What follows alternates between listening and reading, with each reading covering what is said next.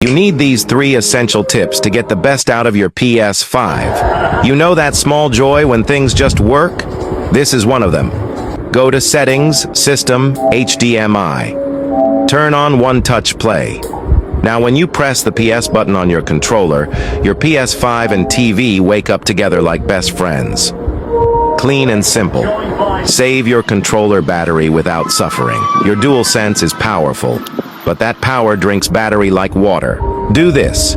Settings, Accessories, Controllers, Set Vibration Intensity and Trigger Effect Intensity to Weak or Medium. Then go to Brightness of Controller Indicators and set it to Dim. How to turn off your PS5? Yes, this is real, I'm not joking. Someone actually came to my DMs to ask this. So if you're struggling in silence, this is your safe space.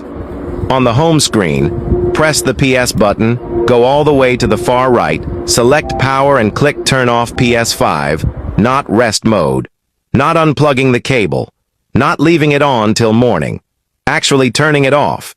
If you learned something from this video, even if it was how to turn off your PS5, share it with your friends. Follow